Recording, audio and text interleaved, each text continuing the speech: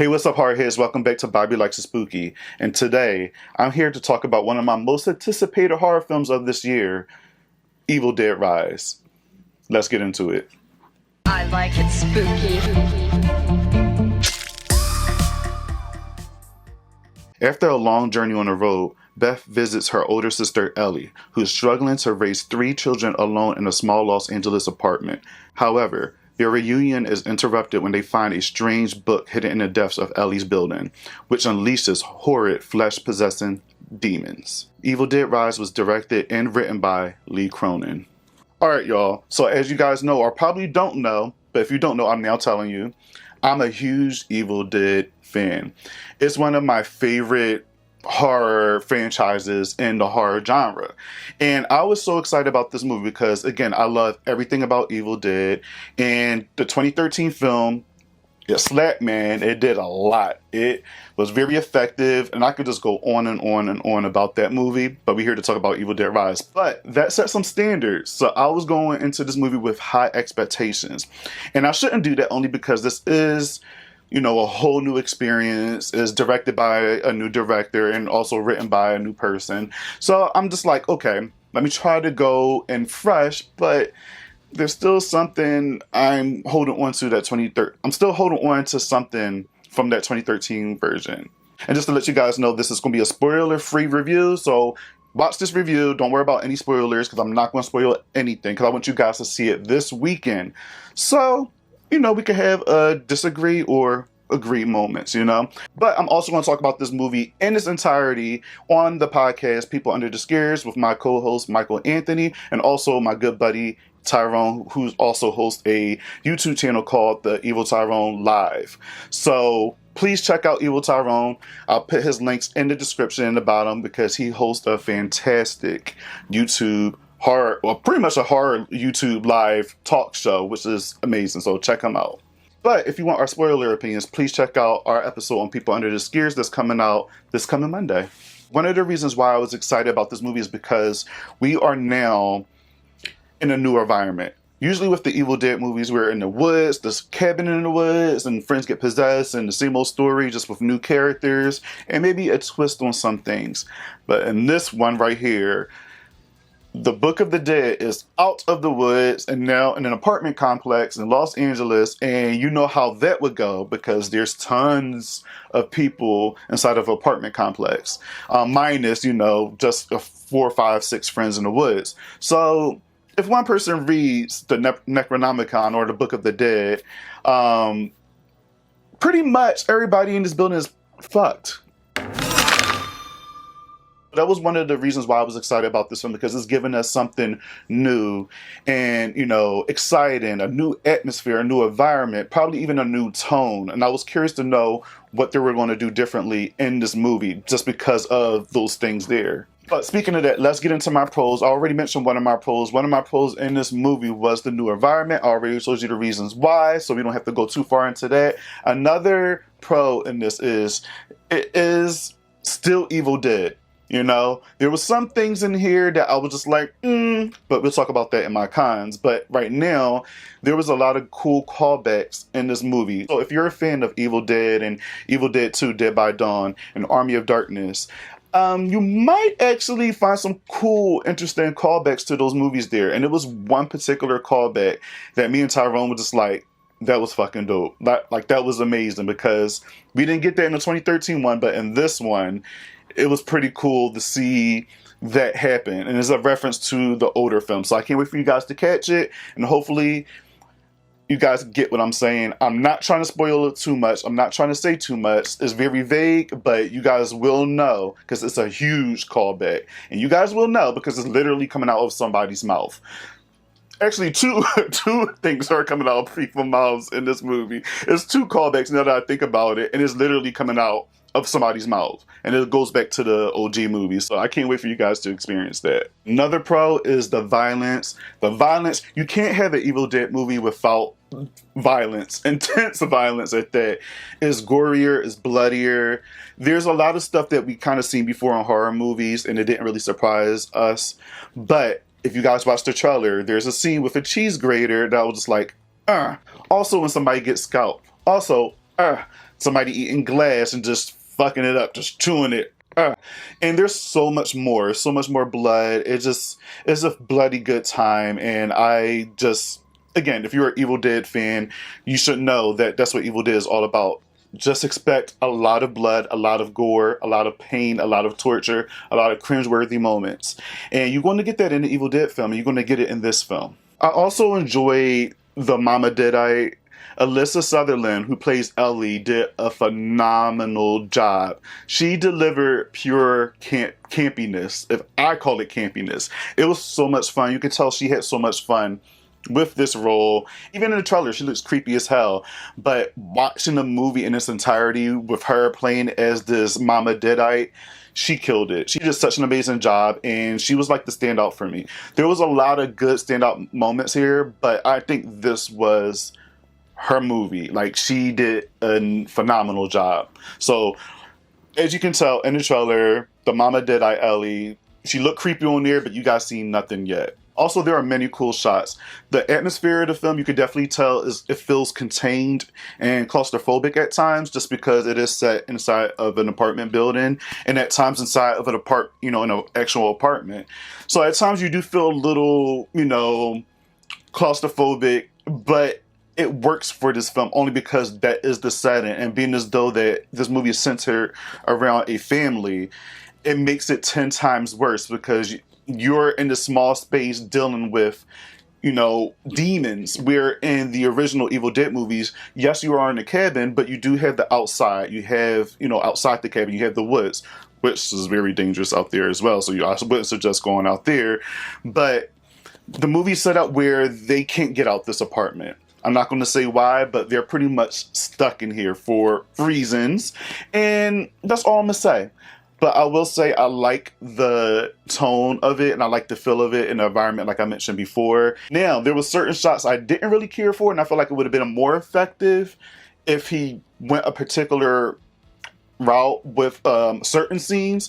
But for the most part, he did such a great job shooting certain scenes in this film. I think he did a phenomenal job, actually. It's just the fact that, for me, some of the scenes that were the scariest, he could have amped it up a little bit higher if he shot it a different way, in my personal opinion. Also, the Book of the Dead. Every time we get a new Evil Dead movie, I feel like this book looks different.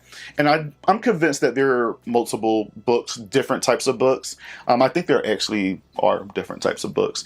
And this one, I'm curious to know. Well, actually, I do know how the book ended up here, but that's spoilers, so I can't give that away.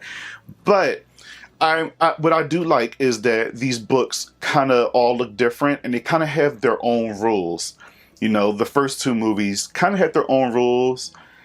2013 had its own rules, and this movie definitely had its own rules. So I like that each book is different and it's not very repetitive. You always gotta learn something new from these different books. And in this one, it makes it a little bit harder to get rid of the demons here. So I like what they did with this one, and it was pretty just dark. Like, when we find a book in this movie and how everything just unfolds, it gets real dark real quick, and I love it. It's so dope. And that was one of the best parts in this movie for me, is when they actually find a book, start reading it, and how the things play out and how the demons first come.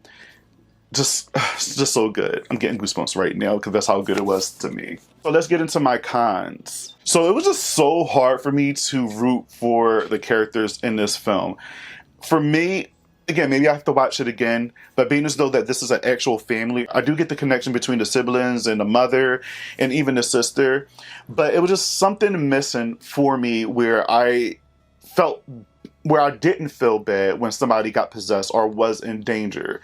Usually in Evil Dead, especially in the first two movies, you didn't feel that, but in 2013, you kind of felt that just a little bit, but it's just because we got to know our characters a little bit more in that one, except for really one. But in this one, I wanted to know more about this family. Like, we got to know more about the sister and what she was going through, but it was pretty rushed, and I feel like for Ellie, who is, the Mama Deadite, she's the only person I feel bad for when she gets possessed, because she is a single mother, and you can tell what she's going through, and you can feel it. But with the rest of the characters, like the siblings and stuff like that, like I liked them, but it was just very hard for me to get attached to them. So when some shit went down, I'm just like, well, oh well. Like I don't care. Also, as we all know, there's a cheese grater scene in the trailer. One of the cringiest moments in that trailer. Everybody's reaction was even mine included. It was a bit much. But I was kind of let down by that scene as well.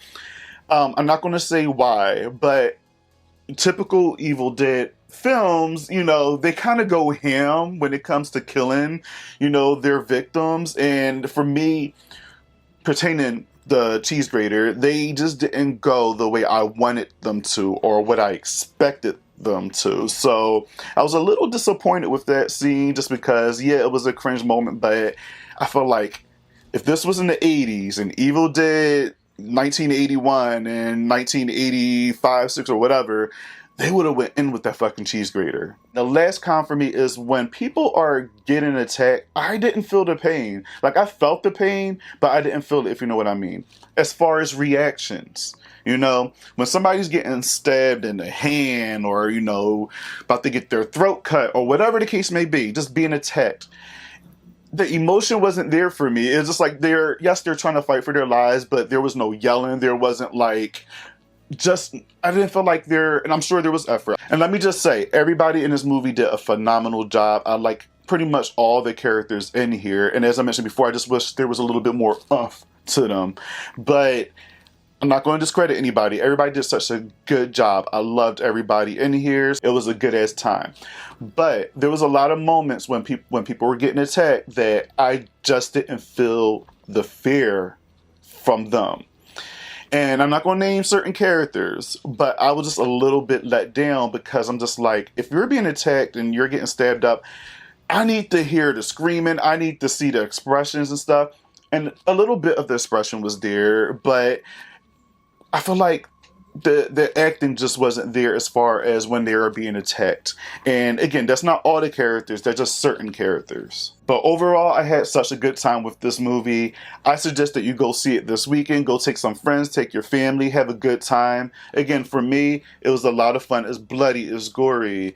It actually is a good film to look at. And I'm just going to shout out to the opening. When this film opens and we get the opening title, Chef's Kiss. I love that shot. I forgot about that moment. But this movie was a good time. You know, I'm going to see it again. And I probably going to have, you know, different things to say after a second watch.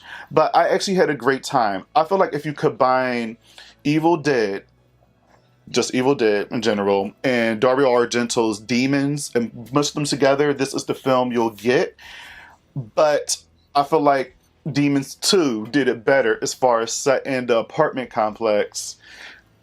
Setting the demons with the apartment complex and just having everything just go crazy. Blood, gore, guts, and, you know, bodies dropping, hitting the floor. I feel like Demons 2 did a much better job than this movie here, but this movie's still a good time.